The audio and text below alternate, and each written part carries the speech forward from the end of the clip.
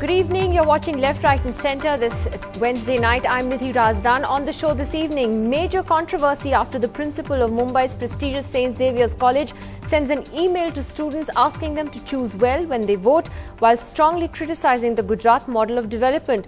Was the principal trying to influence students by criticising Mr Modi's model? As the head of an educational institution, should he have sent that email at all? Or does he have the right to express his views? After all, at the end of the day, the students will make up their own minds. We're asking that question on a day when, in fact, the BJP went to the Election Commission and complained against Father Mascarenhas, the principal of St Xavier's College. The issue leading to a fierce debate all day today about whether it was appropriate for Father Mascarenhas to have done so.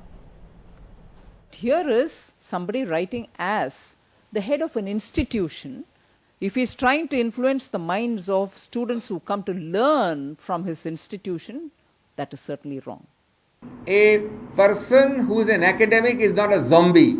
He has every right under the Constitution to express his views. A political storm over this email sent to students by the principal of Mumbai's St Xavier's College.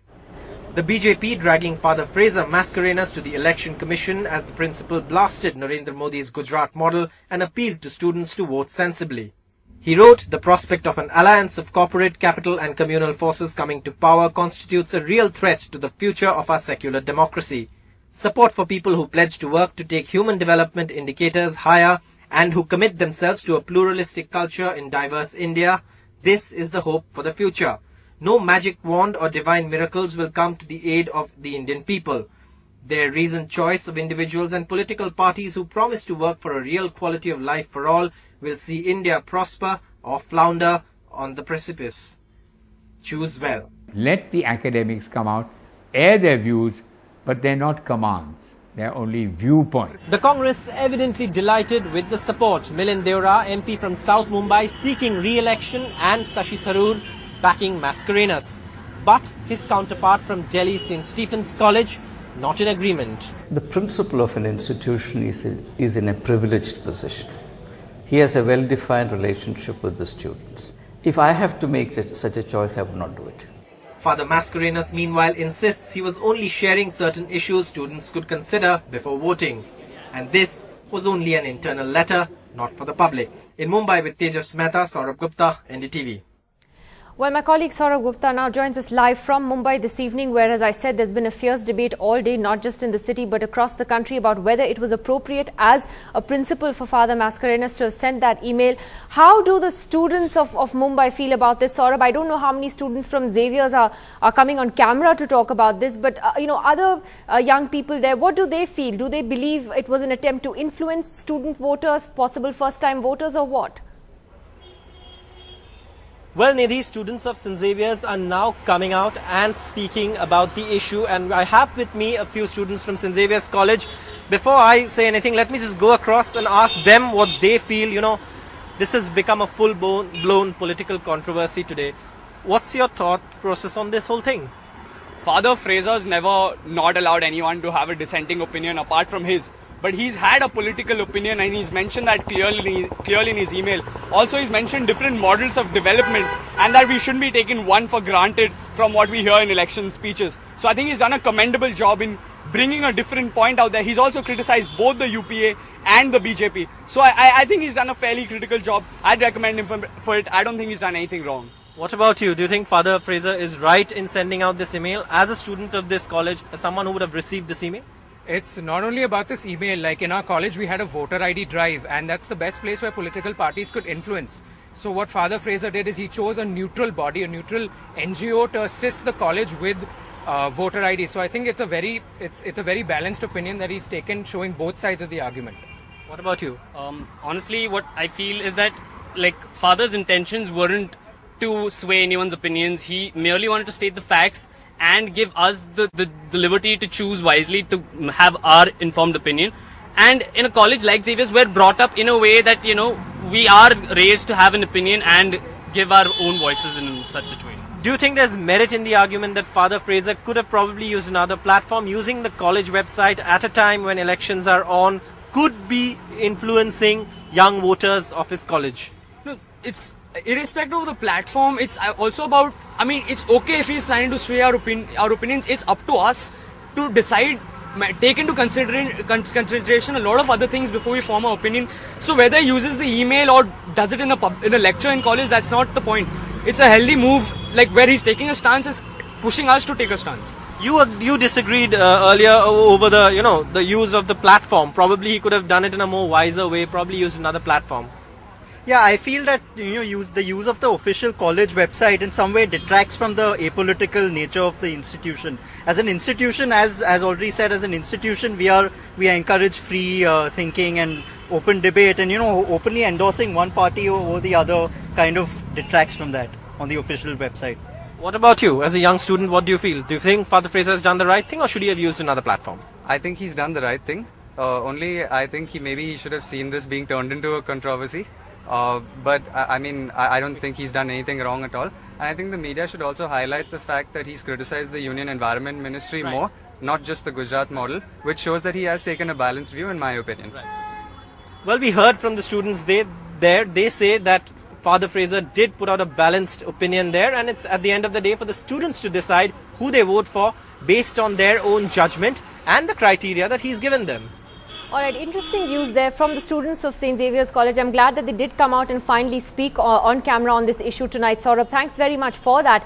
And let me throw my first question then tonight to Nandini Sardesai, the former head of the sociology department at St Xavier's College. She taught there for nearly 30 years, so she's someone who understands how the college thinks and works better than anyone else tonight. Ms. Sardesai, what do you think of this controversy then? We heard from the students this evening. Was it at all inappropriate for Father Fraser, I'll call him that because that's what the students call him, for Father Fraser to have sent this as principal of an institution? Well, I'm going to call him Fraser. That's what I call him.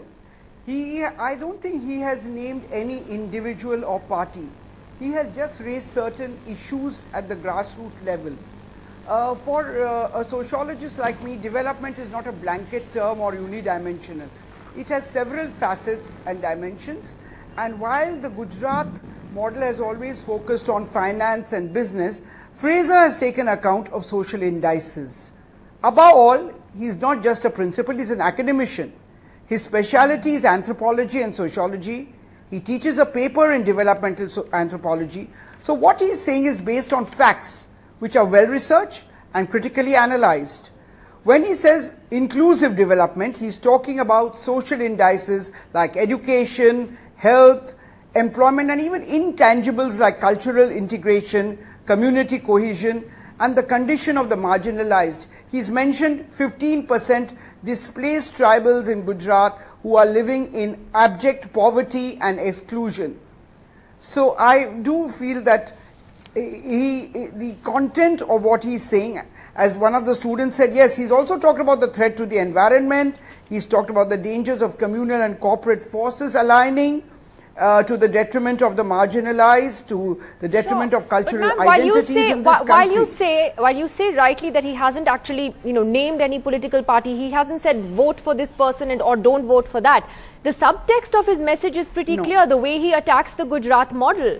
To me, it was very clearly an attack on Mr. Modi's model of governance in Gujarat.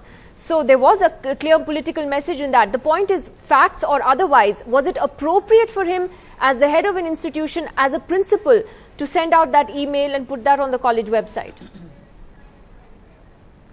Well, he's trying to, I don't know whether he's trying to influence, but he's definitely sending out a social message to the students and faculty and to others who might go onto the website. And I'm sure people are going to peruse what he has said and ponder over it rationally. You don't have to blindly follow what he's saying, nor do you have to blindly follow what the social media is talking about the Gujarat model. Everybody has the right in this country to express themselves, to think, and I think as an academician, and I keep on referring to that, he will be a principal only for a short while, but he will be an academician forever. And like after retiring, I still continue to be an academician. So I do think that what he has said really is something that he deeply feels about and which he has conveyed to his students in the classroom and wants to now reach out to a wider audience. I'll take the next question to Gurcharan Das then. Mr. Das, then are some of the concerns about this email overblown then? Freedom of expression is a basic defense, in favor of Father Fraser that many have talked about today. But also the fact that, you heard the students there just talking to my colleague Saurabh in Mumbai, that look, we will decide, we'll make up our own minds. Many have joked today that students don't normally listen to the principal anyway, so they might do the opposite of what he was suggesting. But on a more serious note, it is ultimately their final decision. Well, I think, he has a right to free speech. We are a free country, and certainly we should not try to muzzle him. I question the propriety, however. Those with institutional power behind them should not misuse that power. And this includes principals, mullahs, Brahmins, CEOs, all people who are head of institutions. And so you've got to be careful. You've got to be careful. But certainly, as a citizen, he should speak and he should express his views.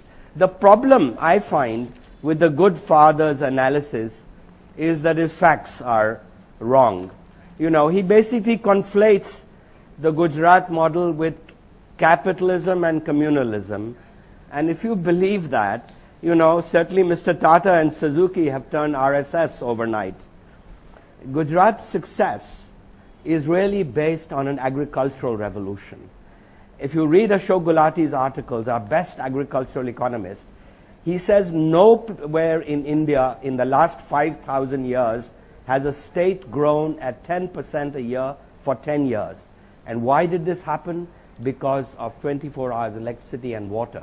And water not from the canals, but from check dams. Now this kind of growth is the foundation, and this is what is the basis for a lot of jobs also.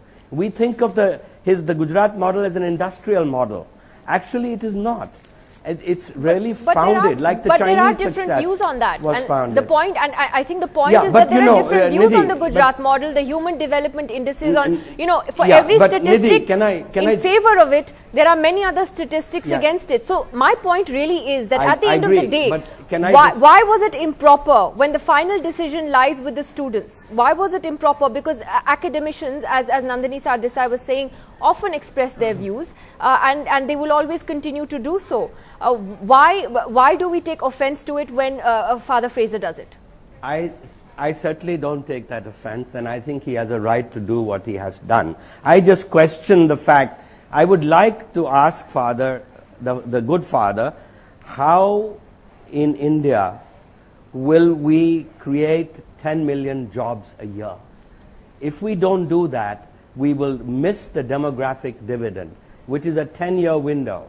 And the reason for the Modi wave in India is not for anything else, but the hope for jobs, the hope that the demographic dividend does not turn into a disaster. And so really, he admires Nariga, and some of us do too. But Nariga jobs are bogus jobs. They are make-work jobs.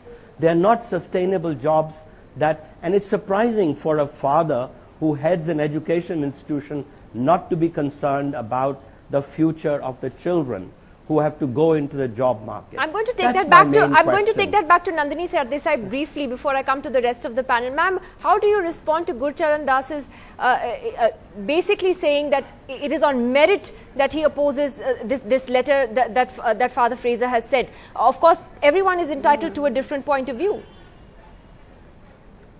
Yes, of course he is, and I don't think, as you in the beginning you said, the principal may say many things. Children don't always listen. He tells them not to eat all the food from the street vendors who are parked outside the college, but they don't always listen. He's not asking them to listen. He's just telling them something. It is up to the students, and I think today's students are quite mature. I know them very well. I'm in touch with them on a day-to-day basis. They're quite mature to think for themselves and make decisions. And I disagree when the social indices do not really reflect what Gurcharan Das is saying. I know he's in awe of the Gujarat model, but it's clearly, today some students were showing me indices which show that unemployment figures are definitely quite high in Gujarat. The dropout rate is very high. and the communal divide is there, though it may not be apparent on the surface. So I don't think that he is quite looking at the picture very realistically. You have to go to Gujarat to see the ghettoization, to see how things are really there at the grassroots level, and before one can make these decisions just based on statistics which are only talking about agricultural prosperity and industrial growth. But I think there's much more to be seen, and as I said, as sociologists, as anthropologists, I think we have every right to point out to the human development factor. Okay, and that is definitely has not taken place. Right. So very clearly very different, and there always have been very differing views on the Gujarat model. But on the point of the principal's letter then, Siddharth Nath Singh of the BJP joining us tonight. Siddharth Nath Singh, did the BJP overreact by taking this issue to the Election Commission? And the reason I ask that is that, do you really believe that an email by a college principal would in any way adversely influence voters? Was this an issue that needed to have been blown up by the BJP in such a way? Well, certainly not. It's not the BJP has blown it, but there is a reality. We must not, let's take it into the right perspective. The principal of any premier institution, when he presides over it and he sits as a principal, he has an authority to influence their peers, their students, and make up their mind. To say that, another academician is saying that there are vendors which are standing outside the gate of the colleges and schools, and the principal keeps telling and they still go and eat. Well, if I extend that logic to the class also, then the teachers and the academicians and the principal, when they teach the student, they should not be listening to what is being taught. They should be looking the other side. It doesn't really happen. The letter, there are two different things. One is the content of the letter or the email, which needs to be questioned, but I'm not getting into that. But it is the moral authority that he is exercised, which question marks the propriety of the principal. On the basis of that, he is tried definitely to influence, or let me say, he smacks of a bias, and it is politically motivated email by the principal. No, so one second, because he doesn't necessarily agree with the Gujarat model, it's politically motivated. Isn't that a bit unfair? Can't there be people who disagree with the Gujarat model who are not necessarily politically biased or motivated? Because motivation gives it a different color. No, certainly not. If it is an individual or academician writing a blog or an article in a newspaper, certainly he is entitled. That's part of the democracy, and we must encourage different viewpoints in a democracy.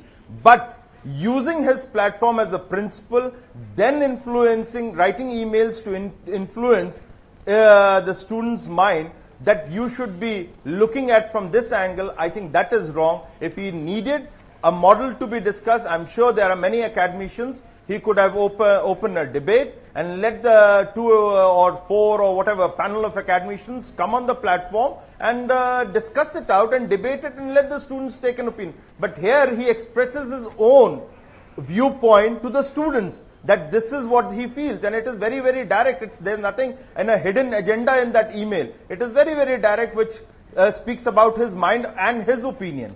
And so I'll take that to Randeep Surjewala of the Congress party, that Mr. Surjewala, then wouldn't you admit that this is a very politically loaded email?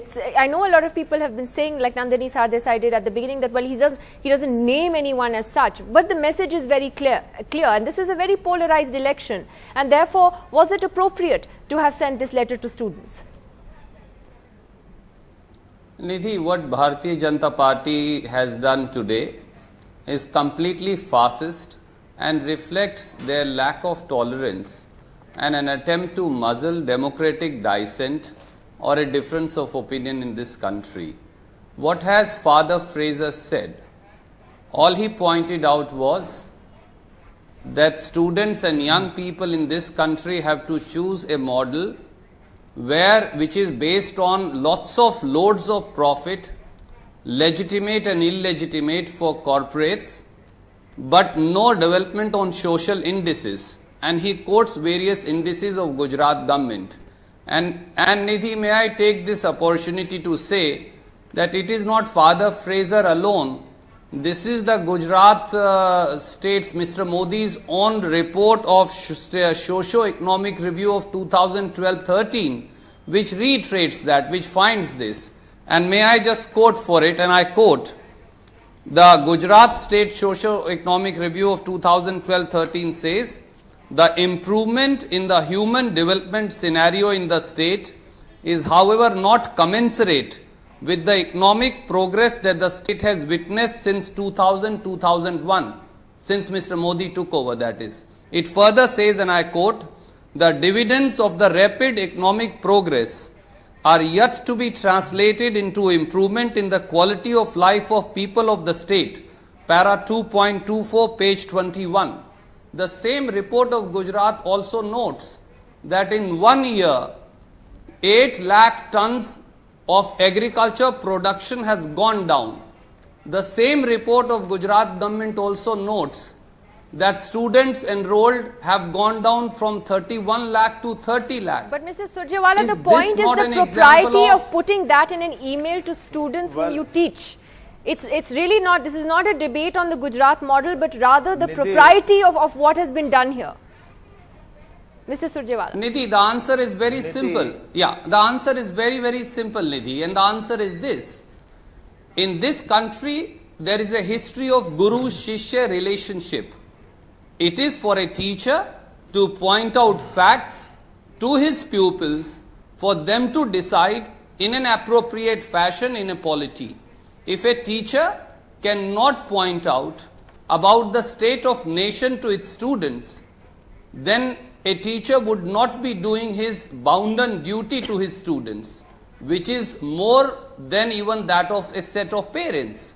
And he has not said vote against Mr. Modi or vote against BJP. All he has said, these are the two models of governance.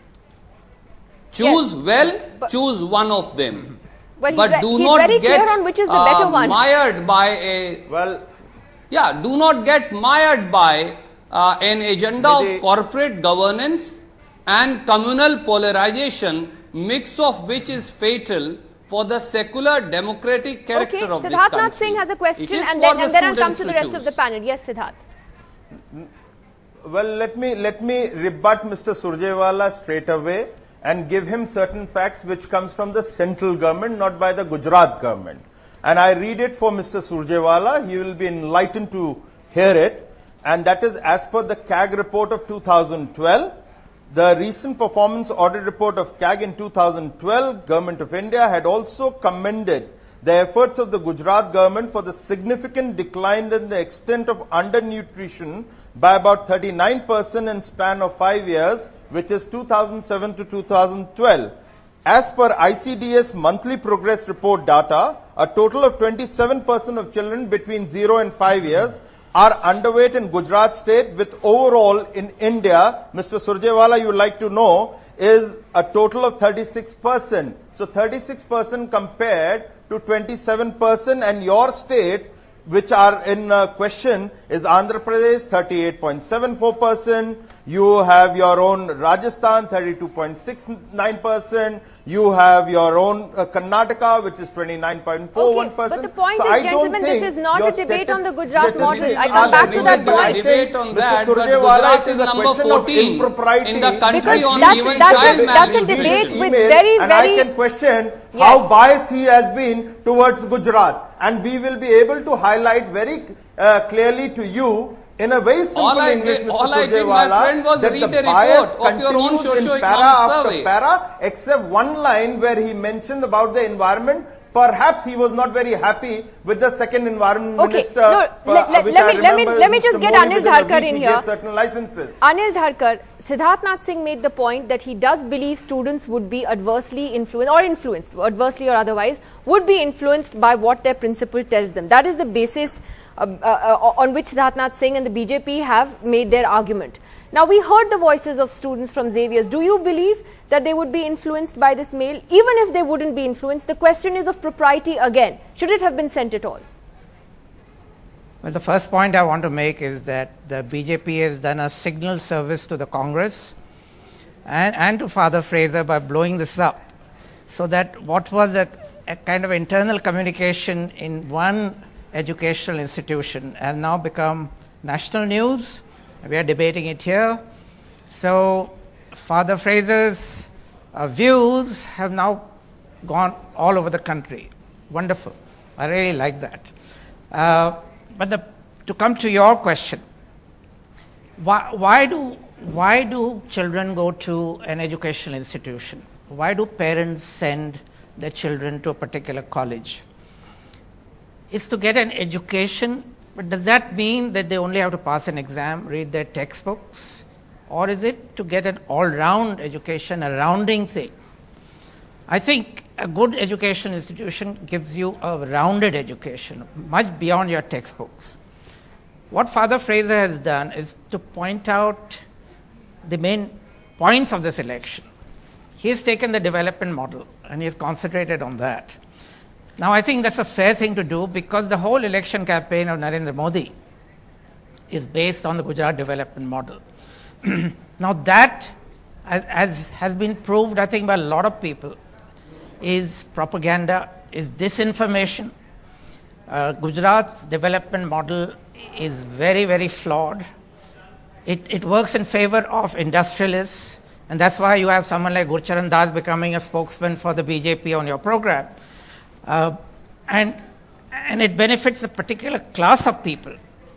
All the human indices, Gujarat has fared very badly, whether it's you compare it to Tamil Nadu, to Kerala, even to Maharashtra, even to Bihar. So if he points this out, he points out the disinformation on which this whole campaign but then he's taking sides. Has been based. But then he's taking sides. Let me just finish. Then what he's doing is alerting the students. He's telling them, you think about it. These are the facts that as I see them, I'm your principal. I have some knowledge of this because I teach this particular subject. I'm pointing out certain things to you. Then you use your sense, you use your own intelligence and vote. He's not saying vote for someone or the other, but he's countering the disinformation which has become part of the BJP's national campaign. And I think it's a very fair thing to do. Okay, you think it's a fair thing to do. Kiran Bedi, do you believe that students, I mean, I find this question actually rather strange because campuses have always been very political, or at least they used to be, all across this country. They have been in the West as well. There are student bodies, there are political bodies. So obviously we have young people in this country who think, they go out and vote, they're very actively involved in the political process. Therefore, why the objection to Father Fraser's letter? Here are my few thoughts. Number one, you are asking the students this question, who are still in the same school. Do you expect the students to be frank and fearless? I don't think so. You think they were under duress? No. But would they like to speak against the principal on camera like this? I have a doubt. I think we'd give them a little more credit. No. I think it's not being fair to the students. Why not? Can I just speak? Because I have not disturbed anybody. I have not disturbed anybody. I'm coming as the last speaker. Okay, let her finish. I'll let you all respond. Yeah. With great respect to all of you, first of all, I wonder how many of you really read his letter. I've read his letter. Those of you who are commenting on his letter, how many of you have read the email? All of us. I have. Those speakers. We have all read it. Good. We've all read it. Give us credit Number for one. little wisdom, no, madam. This is my view. My view is it's only 600 words. My view is that when you Mr. Anil Damcha can come in after. Listen, they're going to one second, gentlemen, please. Let's be fair. Let her finish her point. Yeah. First of all, I think with great respect, I'd like to say, the students have said what they wanted to say, but they are under the same principle still. I think it's unfair for students to have been asked to comment on the principle. Number one. Okay. Even if they said it right, I respect their view. They're students of a great college. They have a viewpoint. But I think asking them to comment on the principal's letter, I think is a little beyond. Number one. Number two is, one of the students said that the principal facilitated the voter ID. Very good. So that everybody goes to vote. Did the principal facilitate a debate for and against on all options? Did the principal, we have debates in colleges, did we have a debate for and against? Okay. Did we have that? If we didn't, I think that's where the principal's role was not performed. Because if you want to, the point is, a principal is there to educate, to make them think openly, with think all free, the options with before all them. options open. Did the principal encourage a debate for and against, and have judges judging the debaters for and against? They could have torn apart any model, whether it's UPA model or whether it's the NDA model or the Gujarat model. They could have debated it. Did they do it? 3, is he speaking as a principal or is he speaking as a citizen? If he's addressing the letter as saying, I'm a citizen, writing to you as a citizen, one way. Is he writing and signing off as a principal? I think then the role changes. Because the principal's role is to inform, educate, and not tell. He's at the moment, in a way, directing them in a very subtle way. My 5th objection is the timing of the email. It's just coming on the heels when it's very soon to go to vote. Right? Tomorrow they vote. Yeah, that's it. Well, I think the timing is very suspect. 5th, because of all these 4 points, to my mind, he's actually, even factually, what he said, he's going wrong. You want to go to another source of information, go to the blog of Minhas Merchant today. You'll find it all contradictory. You'll find it on there HDI. There are contradictory statistics on Gujarat from all sides. He's commented on Human Development Index. He's commented on schools, policies, programs, tribals, minorities. My point is that the Gujarat model is a highly debated model in which there are all kinds of views. Let me complete my. He's commented on all these points. And he's factually incorrect. Go to Minhas Merchant's blog and you'll see a contradiction. So, did he offer them Minhas Merchant's blog also, or other information which is available? Okay, good point. Finally, I think having done all this, not encouraged a free debate. One second. I think he's breached the code of conduct as a principal.